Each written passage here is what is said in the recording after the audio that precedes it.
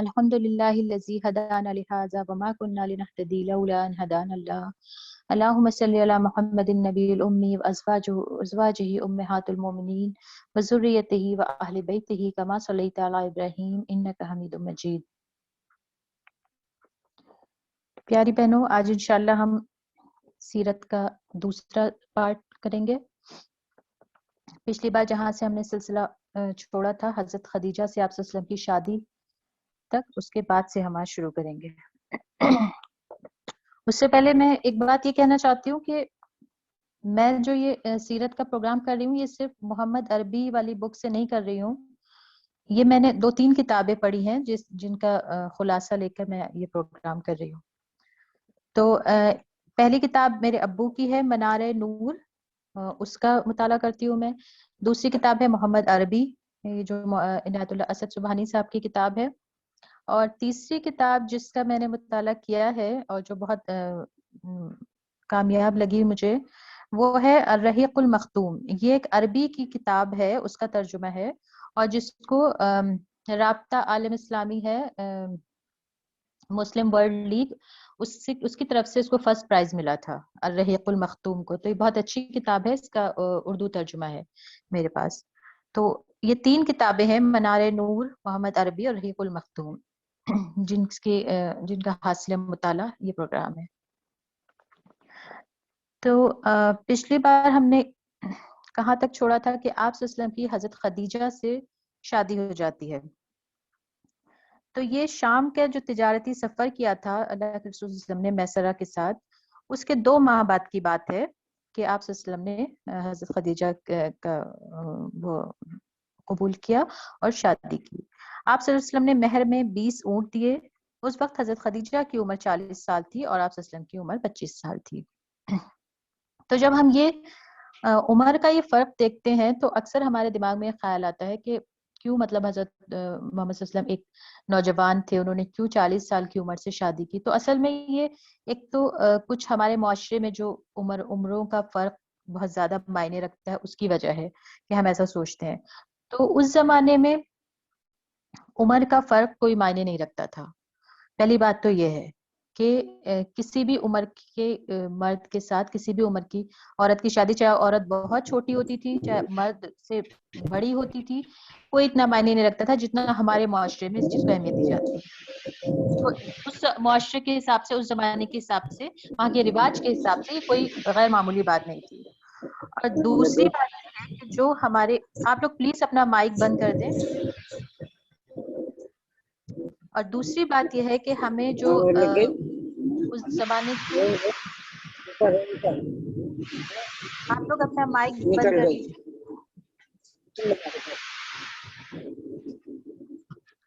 तो दूसरी बात जो हमें समझ में आती है कि जब हम उस वक्त का एक तारीख का मुताला करते हैं कि उस वक्त औरतें अपने आप को बहुत मेंटेन रखती थी। तो 40 साल की उम्र की औरतें जो हैं वो बहुत मेंटेन, स्लिम, स्मार्ट हुआ करती थी। वो हमारी तरह नहीं हुआ करती थी कि 40 साल की उम्र तक होते होते हम अपने आप को छोड़ देते हैं, वेट बढ़ा लेते हैं और स्किन खराब हो जाती है और हम सोचते हैं कि हम तो बूढ़े हो गए, अब हमें क्या करना है।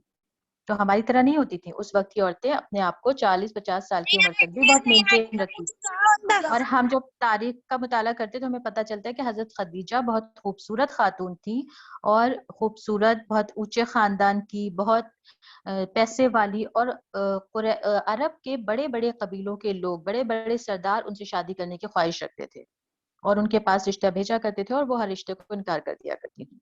लेकिन अल्लाह के रसूल सल्लल्लाहु अलैहि वसल्लम के पास उन्होंने खुद अपना रिश्ता भेजा। तो दूसरी बात हमें ये समझ में आती है कि अगर औरत की तरफ से रिश्ता जाए तो ये भी कोई गलत बात नहीं है। तो आगे हम चलते हैं कि ये पहली खातून थी, हजरत खदीजा पहली खातून थी जिनसे प्यारे नबी सल्लल्लाहु अलैहि वसल्लम ने शादी की। और जब तक ये जिंदा रही अल्लाह के रसूल सल्लल्लाहु अलैहि वसल्लम ने दूसरी शादी नहीं की। यानी हजरत खदीजा के जितनी भी आपने शादियां की वो हजरत खदीजा के इंतकाल के बाद की हैं। हजरत खदीजा की जिंदगी में आप सल्लल्लाहु अलैहि वसल्लम ने दूसरी शादी नहीं की। और आप सल्लम के एक साहबजादे इब्राहिम के अलावा तमाम औलादें हजरत खदीजा के ही बतन से पैदा हुई। सबसे पहले कासिम पैदा हुए, इसीलिए रसूलुल्लाह सल्लल्लाहु अलैहि वसल्लम की कुनियत अबुल कासिम कहलाई जाती है उनके नाम पर। फिर जैनब, रुकैया, उम्मे कुलसूम, फातिमा और अब्दुल्ला पैदा हुए। तो लड़के तो सारे बचपन में ही वफात पा गए थे, بچیوں نے اسلام کا زمانہ پایا، مسلمان ہوئی، ہجرت کا شرف حاصل کیا، اور پھر اس کے بعد حضرت فاطمہ کے علاوہ تمام بچیاں بھی آپ صلی اللہ علیہ وسلم کی زندگی میں ہی وفات پا گئی تھیں. صرف حضرت فاطمہ تھیں جو آپ صلی اللہ علیہ وسلم کی وفات کے، وہ بھی آپ صلی اللہ علیہ وسلم کی وفات کے 6 ماہ بعد وفات پا گئی تھیں. تو یہ تھی تفصیل آپ صلی اللہ علیہ وسلم کی اولادوں کی. اس کے بعد وقت اور آگے بڑھتا ہے اور کعبے کی تعمیر کا واقعہ پیش آتا ہے. کعبے کی تعمیر کا واقعہ کیسے پیش آتا ہے کہ کعبے کی دیواریں کچھ کمزور ہو گئی تھیں اور اس میں کچھ سیلاب آیا تھا، سیلاب کی وجہ سے، تو اس کو ان کو دوبارہ سے توڑ کے دوبارہ سے بنانے کا یہ مشورہ دیا گیا. لیکن کسی کی ہمت نہیں ہو پا رہی تھی کہ ان کو لگ رہا تھا کہ ایسا کرنا بہت غلط کام ہوگا، کعبے کو پورا گرا کے پھر سے بنانا.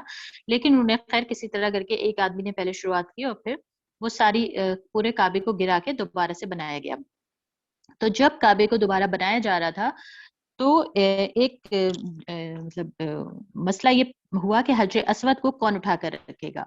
حجر اسود کو ظاہر ہے وہ لوگ بھی ایک بہت مقدس متبرک پتھر مانتے تھے، اور ان کو یہ تھا کہ جو حجر اسود کو اٹھا کے رکھے گا اس کا رتبہ بڑھ جائے گا، اس کی عزت بڑھ جائے گی. اور عرب وہ قوم تھی کہ جو عزت کے لیے، اپنی شان کے لیے اپنی جان داؤ پر لگا دیتے تھے. ان کے لیے اپنی عزت، اپنا وقار ہر چیز سے بڑھ کر تھا. تو اسی شان اور اسی رتبے کی اس میں مارا ماری میں ان میں آپس میں اتنی زیادہ وہ ہوئی کہ جنگ کی نوبت آ جاتی ہے، اور کوئی بھی پیچھے ہٹنے کو تیار نہیں ہوتا. ہر کوئی یہ کہتا ہے کہ میرا قبیلہ بڑا ہے، میں ایسا یہ میرا حق ہے کہ میں حجر اسود اٹھا کے لگاؤں. تو جب بات جنگ تک پہنچ جاتی ہے تو آخر میں کچھ لوگ یہ مشورہ دیتے ہیں کہ کل صبح جو دروازے سے پہلے داخل ہوگا وہ یہ پتھر اٹھا کر لگائے گا.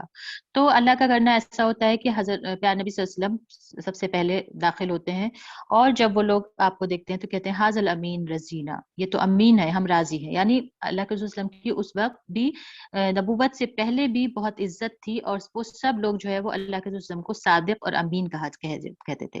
تو ہو سکتا تھا کہ اگر اللہ کے رسول صلی اللہ علیہ وسلم کے علاوہ کوئی اور آتا تو پھر بات بگڑ جاتی، لیکن اللہ کے رسول صلی اللہ علیہ وسلم کو دیکھ کر وہ سب لوگ اپنا جھگڑا ختم کر دیتے ہیں اور کہتے کہ رضینا، ہم راضی ہیں. اور پھر اللہ کے رسول صلی اللہ علیہ وسلم ایک چادر میں وہ پتھر رکھواتے ہیں اور تمام قبیلوں کے سردار اس کو چاروں طرف سے پکڑتے ہیں، اور پھر وہ پتھر اللہ کے رسول صلی اللہ علیہ وسلم اٹھا کر کعبے کی دیوار میں لگا دیتے ہیں.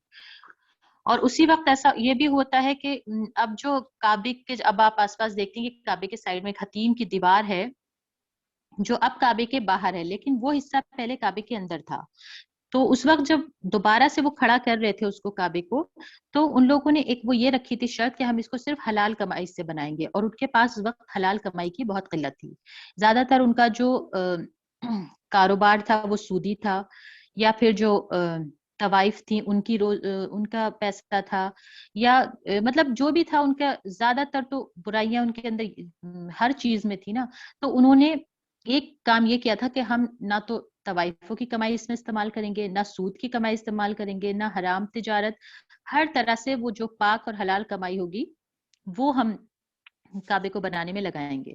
تو اتفاق ایسا ہوا کہ ان کی وہ حلال کمائی کم پڑ گئی اور کعبے کو ان کو چھوٹا کرنا پڑا. تو جو پہلے یہ حتیم کا جو حصہ ہے یہ کعبے کے اندر تھا، لیکن انہوں نے پھر اس کو تھوڑا چھوٹا کیا اور اس کے باہر وہ دیوار بنا دی، اور کعبے کے دروازے کو تھوڑا سا اوپر کیا. پہلے کعبے کا دروازہ نیچے تھا، لیکن اب جب ہم دیکھتے ہیں تو کعبے کا دروازہ انہوں نے اتنا اوپر کر کے بنایا کہ ہر کوئی اس میں آسانی سے داخل نہ ہو سکے، اور جس کو مطلب جو جانا جس کو بھیجنا ہوگا اس کو تھوڑا اہتمام کر کے اوپر چڑھا کے بھیجا جائے گا. پھر انہوں نے کعبے کے اندر ستون ڈال کے اور اس کے اوپر چھت ڈال کے کعبہ بنا دیا. تو اس طرح سے یہ کعبے کی تعمیر ہوئی. پھر وقت آگے بڑھتا ہے اور آپ صلی اللہ علیہ وسلم دھیرے دھیرے کر کے کوشہ نشینی اختیار کرنے لگتے ہیں، یعنی تنہائی، آپ صلی اللہ علیہ وسلم کو تنہائی اچھی لگنے لگتی ہے. مکہ سے 2 میل کے فاصلے پر ایک پہاڑ ہے جس میں ایک غار ہے، غار حرا، جبل نور پر. تو آپ صلی اللہ علیہ وسلم کچھ پانی، ستو وغیرہ ساتھ لے کر چلے جاتے تھے اور وہیں تنہائی میں بیٹھ کر غور و فکر کرتے رہتے تھے. کھانا ختم ہو جاتا تھا تو پھر آتے تھے، بیوی بچوں کے ساتھ کچھ وقت گزارتے تھے اور پھر کھانا پانی لے کر واپس چلے جاتے تھے. اور وہاں پر بھی کوئی جو گزر رہا ہوتا تھا، کوئی مسکین، کوئی مسافر، اس کی مدد کر دی، اس کو اپنا کھانا کھلا دیا اور پھر جا کے غار میں بیٹھ گئے. پھر بس غور و فکر، تنہائی میں اللہ کے مطلب سوچنا کہ کیا یہ زمین کے آسمان کس نے بنائے، کہ کون ہے انہیں پیدا کرنے والا، کیا مقصد ہے انسان کو دنیا میں بھیجنے کا، ان ساری چیزوں پر غور و فکر کرتے تھے. کبھی کبھی ایسا ہوتا تھا کہ حضرت خدیجہ خود کھانا پانی پہنچانے وہاں پورے اس پہاڑ پہ چڑھ کر جایا کرتی تھیں. تو جیسا کہ میں نے کہا کہ اس زمانے میں عورتیں بہت سلم اور اسمارٹ ہوا کرتی تھیں. اب ہمارے جیسے تو نیچے سے ہی دیکھ کے واپس آ گئے، اوپر چڑھنے کی ہمت ہی نہیں ہوئی اس پہاڑ کی اونچائی کو دیکھ کر. لیکن وہ اوپر تک چڑھ کے جاتی تھیں، کھانا پانی باندھ کے لے جا کے، اور اللہ کے وسلم کو دیکھ کر آتی تھیں. تو یہ جو تنہائی پسندی اور گوشہ نشینی تھی، یہ دراصل اللہ کی پلاننگ تھی. کیونکہ جس بڑے کام کا بوجھ آپ پر ڈالا جانے والا تھا، تو اس کے لیے ضروری تھا کہ آپ دنیاوی مسائل سے ہٹ کر اپنے دماغ کو، اپنے دل کو اس ذمہ داری کے لیے تیار کر سکیں. تو اس بات سے ہمیں ایک نقطہ یہ سیکھنا ہے. ہم سیرت کیوں پڑھ رہے ہیں؟ اس لیے نا کہ ہمیں اس سے کچھ سیکھنا ہے. تو ایک چیز ہمیں یہ سیکھنا ہے کہ عورت کو اپنے شوہر کو ہر طرح سے سپورٹ کرنا چاہیے. حضرت خدیجہ نے ہائے واویلا نہیں مچایا کہ آپ کیوں چلے جاتے ہیں، آپ کیوں یہاں بچوں کی ذمہ داری میرے اوپر چھوڑ کے چلے جاتے ہیں، میں کیا کیا دیکھوں، میں گھر دیکھوں، بچے دیکھوں، میں آپ کو کھانا پہنچا کے آؤں. انہوں نے یہ سب نہیں کہا، نہیں، بلکہ وہ ایک مددگار، ایک سمجھدار، ایک ہمدرد بیوی تھی. ٹھیک ہے، اگر میرے شوہر کسی وجہ سے جا رہے ہیں تو ٹھیک ہے، میں وہ گھر بھی دیکھتی تھی، بچوں کی ذمہ داری بھی دیکھتی تھی، اور کھانا پانی بھی پہنچا کر آتی تھی. یہ ہوتی ہے ایک غمگسار، ایک رفیق بیوی، ایک ہمدرد بیوی کو ایسا ہونا چاہیے. پھر اسی طرح وقت آگے گزرتا ہے اور آپ صلی اللہ علیہ وسلم کو سچے خواب دکھنا شروع ہو جاتے ہیں. یعنی جو خواب آپ کو دکھتا ہے رات میں، وہ صبح کی سفیدی کی طرح ظاہر ہو جاتا ہے، سچ ہو جاتا ہے. اس طرح کرتے کرتے آپ 40 سال کی عمر کو پہنچتے. کچھ مہینوں تک یہ سچے خوابوں کا سلسلہ جاری رہتا ہے، اور اس کے بعد رمضان کی ایک رات میں فرشتہ وحی لے کر آ پہنچتا ہے. تو اس کی تفصیل ہمیں حدیث میں اس طرح ملتی ہے کہ حضرت جبرائیل آتے ہیں اور آپ کو اپنے سینے سے لگا کر زور سے بھینچتے ہیں اور کہتے ہیں اقرا، پڑھو. تو وسلم کہتے ہیں ماں انا بقاری، میں پڑھا ہوا نہیں ہوں. پھر وہ فرشتہ دوبارہ آپ صلی اللہ علیہ وسلم کو سینے سے لگا کر بھیجتا ہے اور کہتا ہے اقرا، پڑھو. پھر وہ کہتے ہیں ماں انا بقاری، میں پڑھا ہوا نہیں ہوں. پھر تیسری بار وہ فرشتہ پھر ان کو کہتا ہے اور کہتا ہے اقرا بسم ربک الذی خلق، خلق الانسان من علق، اقرا وربک الاکرم الذی علم بالقلم. نہیں، اقرا وربک الاکرم، یہاں تک وحی نازل ہوتی. تو یہ پہلی آیات تھی، جو پہلی وحی تھی جو اللہ کے رسول صلی اللہ علیہ وسلم پر نازل ہوئی. اور آپ صلی اللہ علیہ وسلم کہ اس وقت خوف کی اور روب کی کیفیت جو تھی وہ اتنی زیادہ تھی کہ آپ صلی اللہ علیہ وسلم گھبرائے ہوئے، ڈر سے کانپتے ہوئے اپنے گھر واپس آتے ہیں، اور ڈرے حضرت خدیجہ سے کہتے ہیں کہ مجھے کچھ اڑا دو، اور بہت زیادہ آپ کپا رہے ہوتے ہیں. تو ظاہر ہے کہ یہ اس کلام کی عظمت تھی، اس کلام کا روب تھا کہ جس کے بارے میں اللہ نے فرمایا کہ اگر اس کلام کو کسی پہاڑ پر اتارا جاتا تو وہ پہاڑ ریزہ ریزہ ہو جاتا. یہ اس نبوت کی، اس کلام کی روب اور ہیبت تھی کہ آپ صلی اللہ علیہ وسلم گھبرائے ہوئے، کانپتے ہوئے گھر واپس آتے ہیں. تو اس وقت حضرت خدیجہ کیا کرتی ہیں، ان کو ایک غمگسار بیوی کی طرح، ایک ہمدرد بیوی کی طرح حوصلہ دیتی ہیں، ان کو چادر اڑاتی ہیں، اور جب آپ تھوڑا سا صحیح ہو جاتے ہیں تو پھر آپ اپنا پورا واقعہ حضرت خدیجہ کو بتاتے ہیں اور کہتے ہیں کہ مجھے کیا ہو گیا ہے اور مجھے اپنی جان کا خوف ہونے لگا ہے. تو حضرت خدیجہ ان کو پیار سے سمجھاتی ہیں اور کہتی ہیں نہیں، اللہ کی قسم، اللہ آپ کو رسوا نہیں کرے گا. آپ صلہ رحمی کرتے ہیں، آپ لوگوں کا بوجھ اٹھاتے ہیں، آپ تحید جو مجبور ہیں ان کا سہارا بنتے ہیں، آپ مہمان کی میزبانی کرتے ہیں، تو اللہ آپ کو کیسے رسوا کر دے گا. پھر اس کے بعد حضرت خدیجہ آپ کو اپنے چچا زاد بھائی ورقہ ابن نوفل کے پاس لے کے جاتی ہیں. ورقہ جو ہے وہ عیسائی تھے اور عبرانی لکھنا جانتے تھے، اور پرانی کتابوں یعنی انجیل وغیرہ کا بہت ان کا گہرا مطالعہ تھا. تو جب حضرت خدیجہ، وہ بہت بوڑھے اور نابینا تھے، حضرت خدیجہ جا کے ان کو پوری بات بتاتی ہیں، تو وہ ورقہ کہتے ہیں کہ جو کچھ تم نے دیکھا مجھے بتاؤ. جب اللہ کے رسول ان کو بتاتے ہیں تو کہتے ہیں کہ یہ تو وہی فرشتہ ہے جو اللہ نے موسیٰ پر نازل کیا تھا. اور پھر وہ مطلب سمجھ جاتے ہیں اور کہتے ہیں کہ کاش میں اس وقت زندہ ہوتا ہے کہ جب آپ کی قوم آپ کو نکال دے گی. تو اللہ کے رسول حیرت سے پوچھتے ہیں اچھا کیا یہ لوگ مجھے نکال دیں گے؟ تو ورقہ کہتے ہیں کہ ہاں، جب بھی کوئی آدمی یہ پیغام لے کر آیا ہے تو لوگ اس سے ضرور دشمنی کرتے ہیں. اور اگر میں نے تمہارا زمانہ پایا، اگر میں اس وقت تک زندہ رہا تو میں تمہاری ضرور مدد کروں گا جب تمہاری قوم تمہاری دشمن ہو جائے گی. لیکن ورقہ جو ہے وہ بہت جلدی ان کی وفات ہو جاتی ہے، وہ بہت بوڑھے ہوتے ہیں. پھر اس کے بعد وحی کا سلسلہ رک جاتا ہے. یہ پہلی وحی آتی ہے اور اس کے بعد وحی بہت دنوں تک نہیں آتی ہے. یعنی وہ جو ایک پہلی وحی کے روب کی اور ڈر کی کیفیت تھی، اس کو دور کرنے کے لیے اللہ تعالیٰ پہلی وحی کے بعد ایک لمبا گیپ دیتے ہیں تاکہ اللہ کے رسول اس کے لیے تیار ہو جائیں. تو پھر کافی لمبا وقت ہو جاتا ہے اور اللہ کے رسول بے چین ہونے لگتے ہیں کہ مطلب وہ ایک بار آ کے وہی، اگر یہ وہی تھی تو رک کیوں گئی، فرشتہ دوبارہ کیوں نہیں آ رہا. اور آپ بہت بے چین اور غمگین رہتے ہیں اور ادھر ادھر ٹہلتے رہتے ہیں. تو ایک دن آپ جو ہے وہ جا رہے تھے کہ آپ کو آسمان سے ایک آواز سنائی دیتی ہے، اور جب آپ آسمان کی طرف نگاہ اٹھا کر دیکھتے ہیں تو ایک بہت بڑا ہیوج سا ان کو فرشتہ دکھتا ہے کہ آسمان اور زمین کے درمیان ایک بڑی کرسی پر بیٹھا ہوا ہے، کہ آسمان سے لے کر زمین تک جبرائیل علیہ السلام بیٹھے ہوئے تھے. اور ان کو وہ دیکھ کر جو ہے وہ پھر اللہ کے رسول ڈر جاتے ہیں اور بہت بری طرح ڈر کر پھر اپنے گھر جاتے ہیں. اور پھر ان کو چادر اڑائی جاتی ہے اور آپ جب نارمل ہوتے ہیں تو پھر یہ یا ایھا المدثر قم فانذر والرجز فہجر، یہ آیات نازل ہوتی ہیں. یہ دوسری وحی تھی. پھر اس کے بعد وحی لگاتار آنے لگتی ہے. تو اب ہم تھوڑا سا وحی کی قسموں کے بارے میں بات کرتے ہیں، پھر انشاءاللہ آگے بڑھیں گے. اب یہ وحی کا سلسلہ شروع ہوا ہے تو یہیں سے ہم دیکھ لیتے ہیں کہ وحی کتنی قسموں میں آیا کرتی تھی. وحی کا پہلا جو تھا وہ تو تھا سچا خواب، یعنی اس سے نبی صلی اللہ علیہ وسلم کے پاس وحی کی ابتدا ہوئی تھی. یعنی جب علامہ ابن قیم نے لکھا ہے کہ سب سے پہلا جو تھا وہ سچا خواب ہوتا تھا، یعنی جو فرشتے کے آنے سے پہلے ہی آپ کو دکھنا شروع ہو گئے تھے، نبوت وہیں سے شروع ہو گئی تھی. تو ایک تو سچا خواب ہوتا ہے وحی کی شکل. پھر اس کے بعد فرشتہ آپ کو نہیں دکھتا تھا لیکن آپ کے دل میں بات ڈال دی جاتی تھی. یعنی کسی نے کچھ کا پوچھا، سوال کیا اور ایک دم سے اللہ تعالیٰ آپ کے دل میں وہ اس بات کا جواب ڈال دیتے تھے. دوسری قسم یہ ہوتی تھی وحی کی. پھر اس کے بعد یہ تیسری بات یہ ہوتی تھی کہ فرشتہ آدمی کی شکل میں آتا تھا. یعنی جو کہ ایک حدیث جبریل ہمیں پتہ ہے، ایک لمبی حدیث ہے کہ جبریل علیہ السلام انسان کی شکل میں آئے، انہوں نے پورے سوال کیے، لوگوں نے جواب سنے، اور اس کے بعد اللہ کے رسول صلی اللہ علیہ وسلم نے بعد میں بتایا کہ یہ جبریل تھے. تو ایک شکل یہ ہوا کرتی تھی کہ انسانی شکل میں حضرت جبریل آتے تھے. اور اس کے علاوہ ایک وحی کی شکل یہ ہوتی تھی کہ جیسے کچھ گھنٹیوں کی سی یا بھنبھنانے کی آوازیں آیا کرتی تھیں، اور فرشتہ اپنی اصلی حالت میں اللہ کے رسول سے ملتا تھا. جبریل علیہ السلام اپنی اصلی حالت میں ملتے تھے.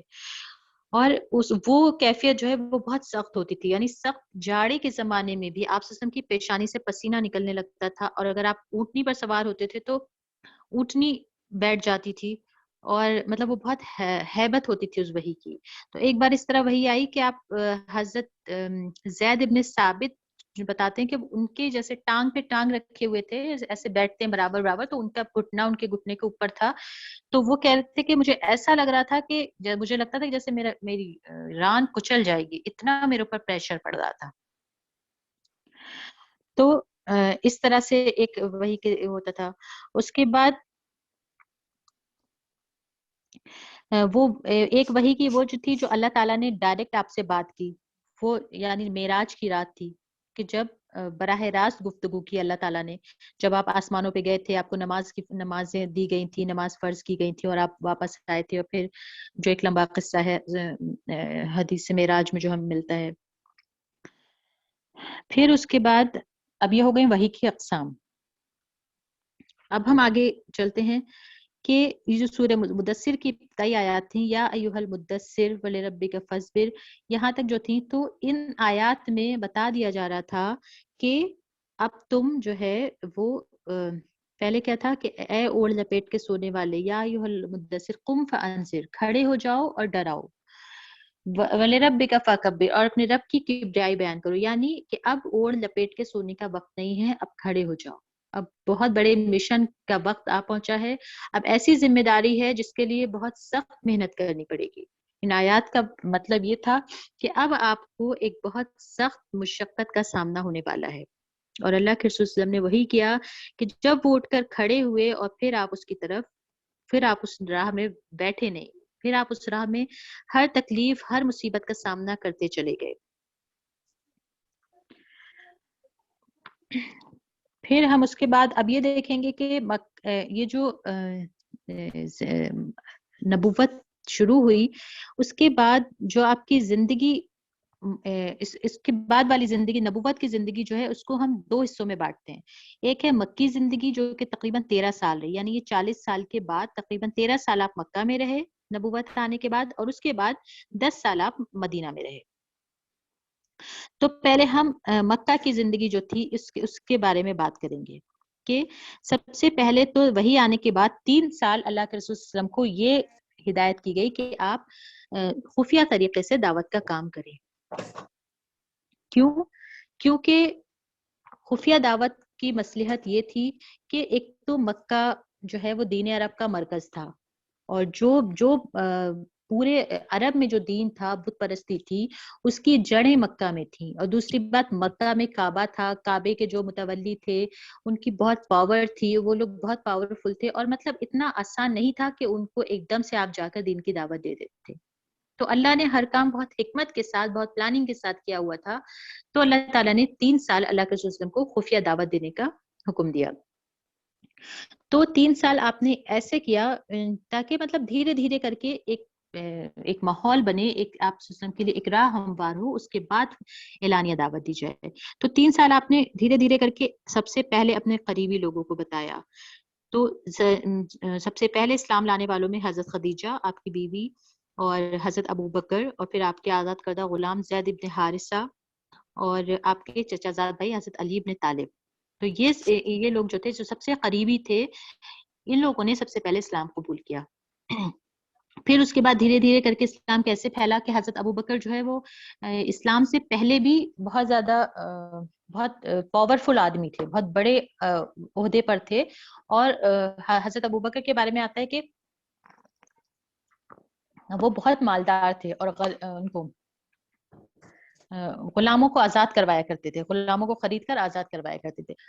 تو حضرت ابو بکر جب اسلام لے آئے تو پھر ان کا اٹھنا بیٹھنا جہاں تھا، ان کے پاس جو لوگ آتے تھے، ان کا ایک مقام تھا مکہ میں. تو انہوں نے جس کو دیکھتے تھے، جس کو لگتا تھا کہ ہاں اس کے اندر خیر ہے، وہ اس کو خاموشی سے دعوت دیتے تھے، انتظار کرتے تھے. پھر اگر وہ اسلام لے آتا تھا تو وہ اپنے قریبی لوگوں کو دیتا تھا. تو اس طرح سے کر کے دھیرے دھیرے حضرت ابو بکر کی کوشش سے حضرت عثمان، حضرت زبیر، حضرت عبد الرحمن، حضرت سعد ابن ابی وقاص، حضرت طلحہ ابن عبید اللہ، ایسے ایسے کر کے لوگ دھیرے دھیرے اسلام میں آنے لگے. تو جو شروع میں جو لوگ اسلام لائے تھے، انہیں میں حضرت بلال حبشی بھی ہیں جن کے بارے میں ہم پڑھتے ہیں. اور اس کے بعد بہت سارے لوگ، ابو عبیدہ، عامر ابن جرہ، ابو سلمہ، ارقم بن عثمان بن مظعون. پھر اس کے بعد وقت گزرتا ہے دھیرے دھیرے کر کے، اور حضرت عمر بھی اسلام لے آتے ہیں. حضرت عمر جو ہیں یہ بہت سخت آدمی تھے. یہ اتنی ان کی سختی مشہور تھی، اور ان کی مطلب لوگ ان کے ڈر سے کانپتے تھے، ان کی تلوار سے کانپتے تھے. تو ایک دن یہ جب دھیرے دھیرے کر کے اسلام پھیلتا جا رہا تھا اور لوگوں میں باتیں ہونا شروع ہو گئی، جب خفیہ طریقے سے بھی پھیل رہا تھا، لیکن لوگوں میں جب باتیں شروع ہوئی تو حضرت عمر کو خبر پہنچی کہیں سے کہ محمد صلی اللہ علیہ وسلم ایسے ایسے ایک اللہ کی دعوت کا اعلان کر رہے ہیں، اور بتوں کو غلط بتا رہے ہیں، اور کہہ رہے ہیں کہ اللہ صرف ایک ہے، یہ سب شرک ہے، یہ غلط ہے. تو حضرت عمر بھی جو ہے غصے میں تلوار نکالتے ہیں اور کہتے ہیں کہ میں آج دیکھتا ہوں کہ کون ہمارے خداؤں کو جھوٹا کہہ رہا ہے، میں آج بتاتا ہوں. تلوار لے کر غصے میں نکلتے ہیں، اور راستے میں کوئی روک کر کہتا ہے کہ عمر کہاں جا رہے ہو، پہلے اپنے گھر کی تو خبر لو. عمر کو جو بتانے والا ہوتا ہے اس کی طرف دیکھتے ہیں، اور وہ کہتے ہیں کہ تمہاری بہن اور بہنوئی نے اسلام قبول کر لیا، پہلے ان کی تو خبر لے. اور بہن اور بہنوئی کچھ پڑھ رہے ہوتے ہیں، جو کچھ وہ پیپرز ہوتے ہیں ان کو دیکھ کر چھپا لیتے ہیں. حضرت عمر کہتے ہیں کہ دکھاؤ کیا پڑھ رہے تھے. تو ان کی بہن کہتی ہیں کہ نہیں، تم وہ نہیں لے سکتے ہیں. وہ پٹتے رہتے ہیں اور وہ پیپرز نہیں دیتے ہیں. پھر وہ ان کی بہن کہتی ہیں کہ تم وضو کر کے آؤ یا نہا کے آؤ، ایسا کچھ کہتی ہیں، تب میں تمہیں وہ پیپر دوں گی. پھر اس کے بعد جب وہ پڑھنا شروع کرتے ہیں تو حضرت عمر کی آنکھوں سے آنسو نکلنے لگتے ہیں، اور وہ اسلام لے آتے ہیں. پھر وہ واپس آتے ہیں اور اللہ کے رسول صلی اللہ علیہ وسلم کی خدمت میں آ کے اسلام قبول کر لیتے ہیں.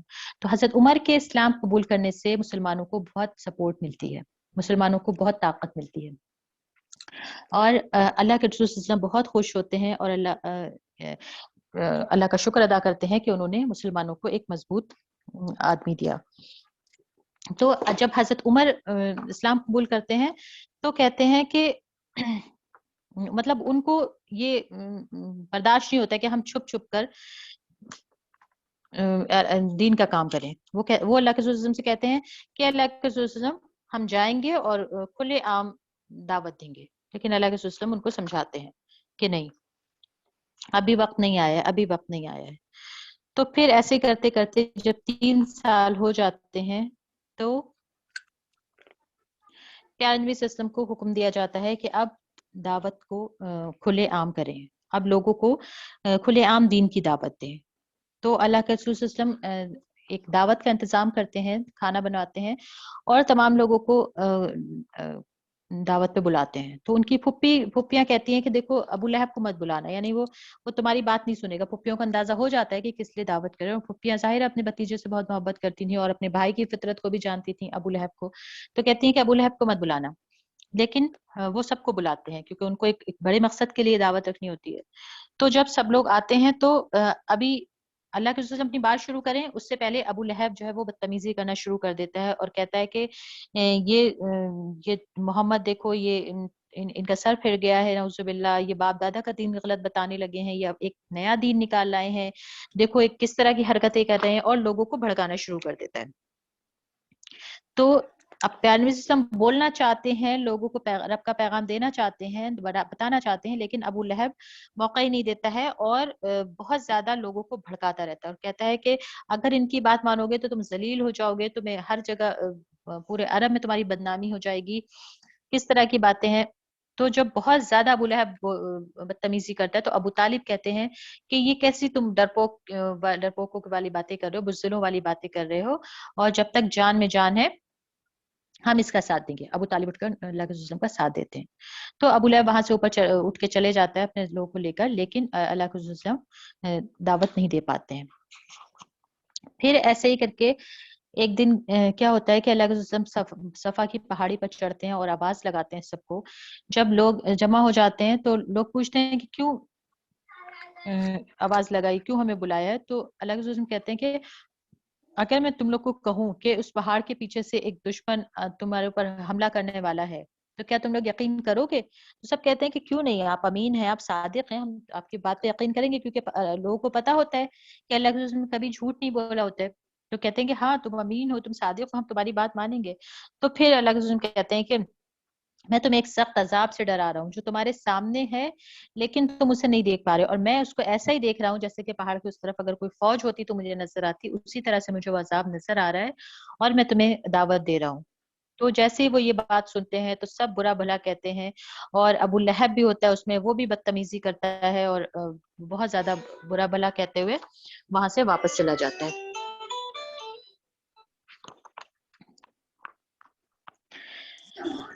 پھر اس کے بعد دھیرے دھیرے کر کے اسلام پھیلتا جاتا ہے، مسلمانوں کی تعداد بڑھتی جاتی ہے، لیکن مشرکین ایسے ہی ہنسی مذاق میں ٹالتے رہتے ہیں اور سوچتے ہیں کہ یہ کوئی مطلب کوئی سیریس بات نہیں ہے، یہ 4 دن کا ان کا جوش ہے، یہ خود ٹھنڈا ہو جائے گا.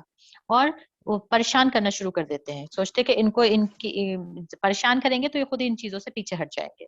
تو وہ کبھی کسی کو نماز پڑھتا دیکھتے ہیں یا کسی کو کچھ بھی کرتا دیکھتے ہیں تو ان کو پیچھے سے پتھر مارنا، ستانا. جو کمزور مسلمان تھے جیسے حضرت بلال حبشی تو ان کو پریشان کرتے تھے، گرم ریت پہ لٹا کے ان کو گھسیٹتے تھے، ان کا مالک جو تھا وہ ان کو مارتا پیٹتا تھا. لیکن جو ہے وہ مسلمان اپنی اسلام پر قائم رہتے ہیں اور تمام تکلیفیں برداشت کرتے رہتے ہیں. تو جب مسلمانوں کی ہمت دیکھ کر، ان کا حوصلہ دیکھ کر اب مشرکوں کو ٹینشن ہونے لگتی ہے. وہ سوچتے ہیں کہ ایسی کیا بات ہے جو یہ لوگ اپنے مطلب ایک ہی بات پر اڑے ہوئے ہیں اور ہمارا ظلم سہ رہے ہیں، سب کچھ سہ رہے ہیں، لیکن اس کے ہم ان کا اتنا مذاق اڑا رہے ہیں، ہم ان کو اتنا پریشان کر رہے ہیں، اس کے باوجود یہ اس بات سے نہیں ہٹ رہے، تو ایسی کیا خاص بات ہے. تو پھر وہ لوگ پلاننگ شروع کرتے ہیں کہ کسی طرح سے تو جو ہمیں کچھ تو ہمیں ان کے لیے کچھ بڑا قدم اٹھانا پڑے گا. تو سب سے زیادہ ان کو فکر کس چیز کی تھی کہ عرب کے کونے کونے سے لوگ یہاں آتے ہیں، ہمارے بتوں کی عبادت کرنے آتے ہیں, حج ہوتا ہے تو اس کا فائدہ ہمیں ہوتا ہے. تو اگر اس طرح سے یہ چلا اور اگر ہم نے محمد کی بات مان لی تو یہ سارا عرب ہمارے خلاف ہو جائے گا, تو لوگ ہمارا بائیکاٹ کر دیں گے, ہماری تجارت ٹھپ ہو جائے گی, ہم دانے دانے کو ترس جائیں گے. یعنی ان کو ساری فکر جو تھی وہ یہ تھی, ایک تو اپنی عزت کی, وقار کی, اور دوسرے اپنے مال کی, یہ فائنینشیل حالت کی, کہ تجارت ہماری ٹھپ ہو جائے گی, ہمارا مالی حالات ہمارے خراب ہو جائیں گے. تو پھر وہ لوگ جو ہے وہ بیٹھتے ہیں, مشورے کرتے ہیں. پھر کچھ لوگ ابو طالب کے پاس جاتے ہیں اکٹھا ہو کے, اور کہتے ہیں کہ آپ محمد کو منع کر دیجئے کہ وہ ہمارے دیوی دیوتاؤں کو کچھ نہ کہے, ہمارے دین کو کچھ نہ کہے, آپ اس کو سمجھا لیجئے. تو ابو طالب جو ہے وہ ان کو سمجھا کے بجا کر واپس بھیج دیتے ہیں, لیکن اللہ کے رسول صلی اللہ علیہ وسلم سے کچھ نہیں کہتے. پھر ایسے کرتے کرتے دھیرے دھیرے کر کے وقت گزرتا ہے, اور لوگ بہت تیزی سے اسلام میں داخل ہوتے چلے جاتے ہیں. اسلام جو ہے وہ جس کو اسلام کی دعوت دی جاتی ہے, اسلام اس کے دل پر اثر کرتا ہے, اور ایسے کر کے پورے لوگ اسلام میں داخل ہوتے جاتے ہیں. تو جب مسلمانوں کی تعداد بڑھتی ہے تو مشرکوں کو اور زیادہ فکر شروع ہو جاتی ہے. پھر وہ کہتے ہیں کہ اب تو کچھ فیصلہ کر ہی لینا چاہیے, اب تو لوگ بہت زیادہ محمد کے سپورٹ میں جانے لگے. تو پھر سے وہ لوگ ابو طالب کے پاس آتے ہیں اور کہتے ہیں کہ آپ جو ہے آپ انصاف سے کام لیجئے, اس کو سمجھائیے, ورنہ پھر آپ بیچ میں سے ہٹ جائیے. یا تو پھر آپ سمجھا لیجئے محمد کو, یا تو بیچ میں سے ہٹ جائیے, ہمیں جو کرنا ہو کرنے دیجئے. کیونکہ ابو طالب کی وجہ سے وہ لوگ تھوڑا ڈرے ہوئے تھے. اللہ کے رسول پر وہ لوگ ہاتھ نہیں ڈال سکتے تھے, کیونکہ ابو طالب اپنی قوم کے بڑے سردار تھے, اور وہ جانتے تھے کہ محمد صلی اللہ علیہ وسلم ابو طالب کی سرپرستی میں ہے. تو جب وہ لوگ ابو طالب کو بہت زیادہ وہ کہہ کے چلے جاتے ہیں واپس, تو ابو طالب جو ہے محمد کو بلواتے ہیں اور کہتے ہیں کہ یہ قوم کے سردار میرے پاس آئے تھے, انہیں تم سے کچھ شکایت ہے, تو تم ایسا کچھ نہ کہو, مطلب چھوڑ دو یہ سب. تو مطلب وہ ابو طالب بھی بہت زیادہ پریشان ہو جاتے ہیں.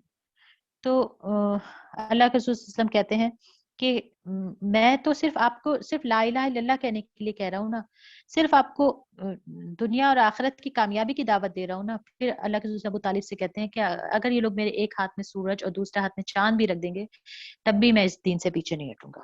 تو پھر ابو طالب جو ہے وہ کہتے ہیں کہ ٹھیک ہے, میں سپورٹ کروں گا, میں اپنے بھتیجے کو سپورٹ کروں گا. پھر اسی طرح کر کے دھیرے دھیرے کر کے نماز کا حکم آ جاتا ہے, اور اس وقت شاید دن میں 2 نمازیں پڑھی جاتی تھیں, صبح کی اور شام کی. تو مسلمان جو ہے وہ چھپ چھپ کر یا کچھ باہر جا کر نمازیں پڑھا کرتے تھے.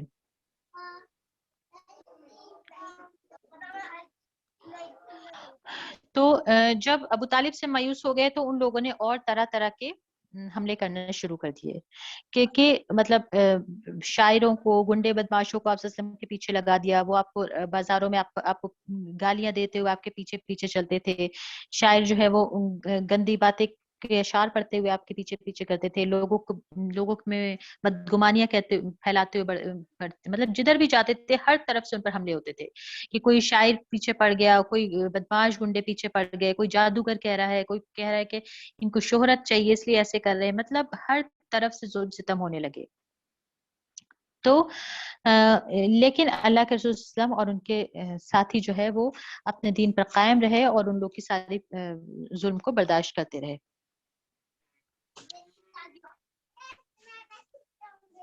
پھر جو ہے آگے چل کر دشمن جو ہے وہ بہت ساری پلاننگ کرتے ہیں. پہلے کہتے ہیں کہ ہمیں جو ہے وہ محمد کو نعوذ باللہ ان کے قتل کا فیصلہ کر لیتے ہیں, چلو ان کے قتل کی پلاننگ کرتے ہیں. لیکن پھر وہی ابو طالب کا خیال آ جاتا ہے کہ ابو طالب سے اگر ہم نے بگاڑا تو پھر تو وہ آل مطلب سب سے ہمیں بگڑ جائے گی, اور قریش میں ان کا بہت بڑا رتبہ ہے. پھر وہ قتل کرنے کی پلاننگ کرتے ہیں.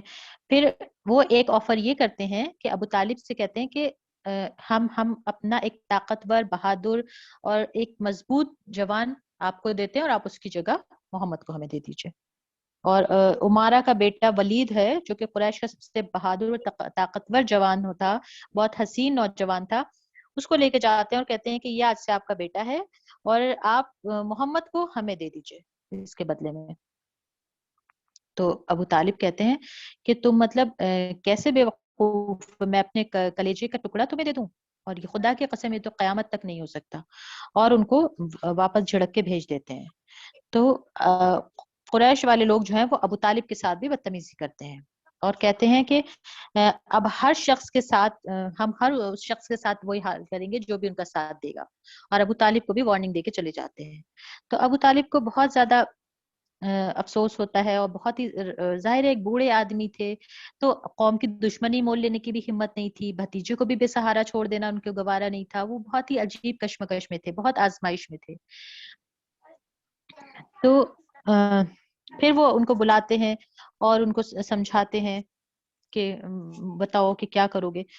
تو پھر اللہ کے رسول صلی اللہ علیہ وسلم کہہ دیتے ہیں کہ نہیں, آپ کو جو کرنا ہے آپ میرا ساتھ مت دیجیے, لیکن میں اس راہ سے پیچھے نہیں ہٹوں گا. اور محمد صلی اللہ علیہ وسلم اٹھ کے چل دیتے ہیں اور آنکھوں سے آنسو بہ رہے ہوتے ہیں, اور لیکن اندر سے ان کو فکر بھی ہوتی ہے کہ اگر چچا نے مجھے چھوڑ دیا, اگر چچا نے میرے اوپر سے ہاتھ ہٹا لیا تو پھر تو مطلب ان لوگوں کو روکنا مشکل ہو جائے گا.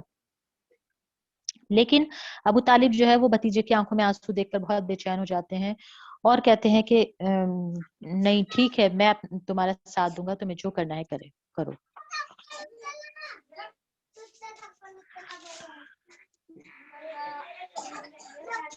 پھر انہی سب آزمائشوں میں آپ سسٹم کی 2 بیٹیاں رقیہ اور ام کلثوم جو تھیں, یہ عتبہ اور عتیبہ کی بیویاں تھیں. عتبہ اور عتیبہ ابو لہب کے بیٹے تھے.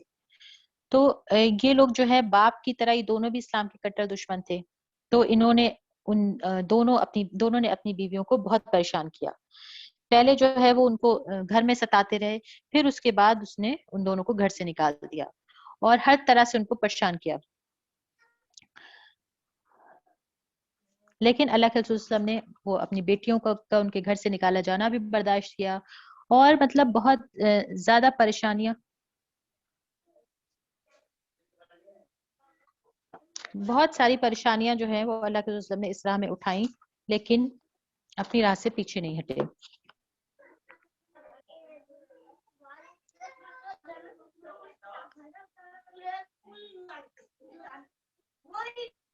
پھر اس کے بعد حج کا, مامی آگے شروع کریں.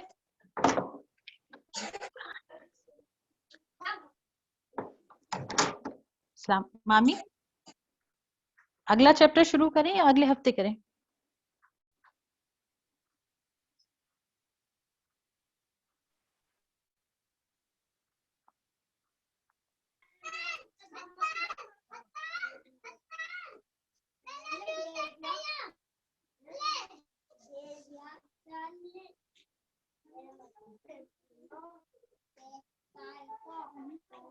پھر اس کے بعد حج کا ٹائم آنے لگتا ہے. تو قریش سوچتے ہیں کہ اب یہ حج کا ٹائم آنے والا ہے, اور اگر یہی حال رہا اور حج میں جو ہمارے جو لوگ آئیں گے اور اگر انہوں نے اس دعوت کو قبول کرنا شروع کر دیا تو ہمارے لیے بڑا مشکل ہو جائے گا. تو وہ لوگ پلاننگ کرتے ہیں کہ کس طرح سے ہم ان کو اس چیز سے روکیں. کہ تو حج کا موسم آنے سے پہلے وہ بہت ساری پلاننگ کرتے ہیں کہ یا تو ان کو لوگوں کو ہم یہ کہہ دیں کہ یہ نعوذ باللہ مجنون ہے, یہ اس لیے ایسی باتیں کر رہے ہیں, یا تو ہم لوگوں کو یہ کہہ دیں کہ یہ شاعر ہیں, ایسی باتیں. تو اسی طرح لیکن وہ خود ہی ان کو لگتا ہے کہ ہماری باتیں صحیح نہیں ہے, ہماری باتوں پہ کوئی یقین نہیں کرے گا. تو آخر میں وہ جس چیز پر وہ ہو جاتے ہیں وہ کہتے ہیں کہ ہم ان کو یہ کہہ دیں گے کہ یہ جادوگر ہیں. ان کا جو یہ کہتے ہیں لوگ ان کی باتوں میں آ جاتے ہیں, لوگ ان کے کلام پر ایمان لے آتے ہیں, وہ اس لیے کیونکہ یہ جادوگر ہیں.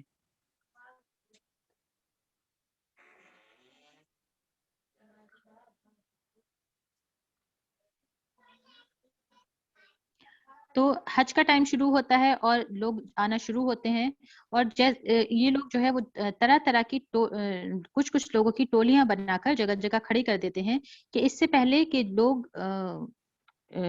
جو کہ اللہ کے رسول صلی اللہ علیہ وسلم کی بات سنیں, اس سے پہلے ہم اس سے راستوں پر بیٹھ جاتے ہیں اور ہر گزرنے والوں کو بتاتے رہتے ہیں کہ ایسے ایسے محمد کی بات مت سننا, ان کے اوپر جادو کا اثر ہو گیا ہے, وہ جو کہیں گے وہ ایک جادو والا کلام ہوگا, تم اس کو سنو گے تو تمہارے دل پر اثر ہوگا.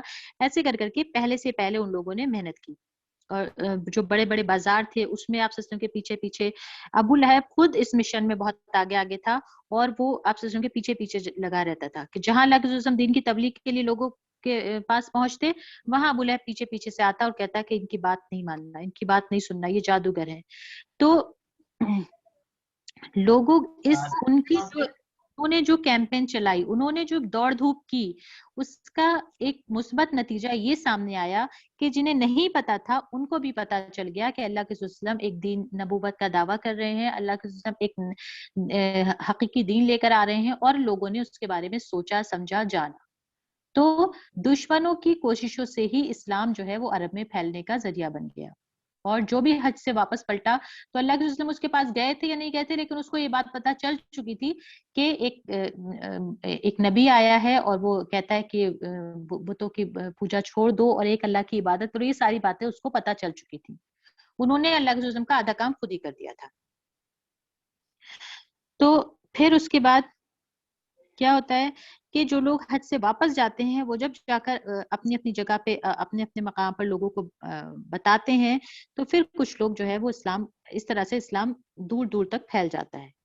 یعنی جو اگر کچھ لوگوں میں ایک گروہ آیا, اس میں سے کچھ لوگوں نے بھی اسلام قبول کیا, انہوں نے واپس جا کے اپنی قوم کو بتایا, انہوں نے قبول کیا, انہوں نے کسی کو بتایا, تو ایسے کر کر کے اسلام پھیلتا جاتا ہے.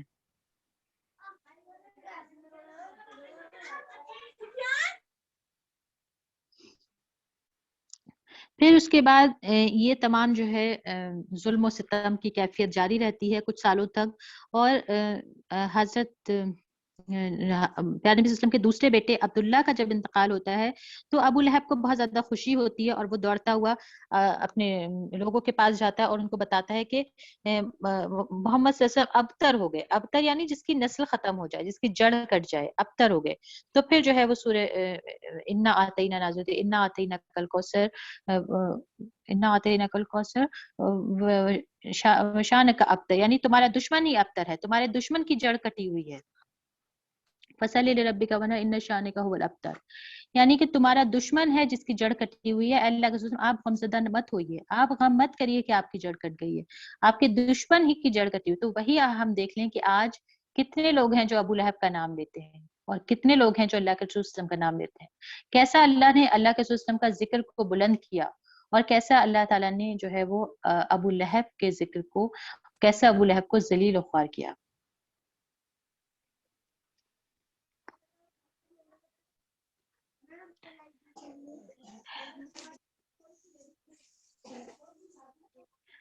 پھر جو ہے ابو لہب نے اسی طرح سے بہت زیادہ ظلم و ستم کی حد کر دی تھی کہ کبھی جو ہے وہ کوڑا پھینک دیتا تھا آپ کے گھر کے دروازے پر, اور اس کی بیوی جو تھی وہ کانٹوں والی لکڑیاں اکٹھی کر کے آپ سب کے راستے میں بچھا دیا کرتی تھی تاکہ جو ہے گزرے تو ان کے پیروں میں کانٹے چبھے. تو ہر طرح سے پریشان کرتے تھے.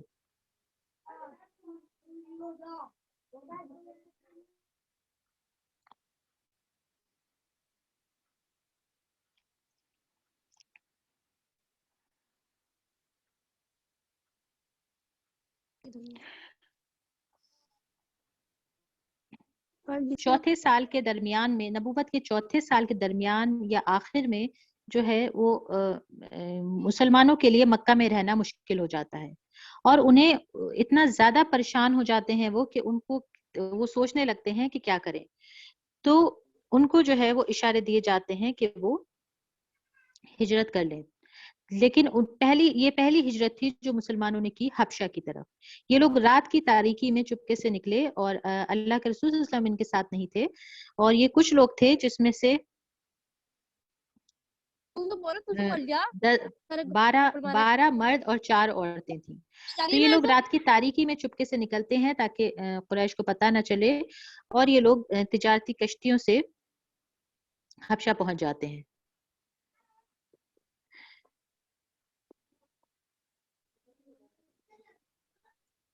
تو حبشہ کا جو بادشاہ ہوتا ہے نجاشی, وہ ان لوگوں کو پناہ دیتا ہے, اور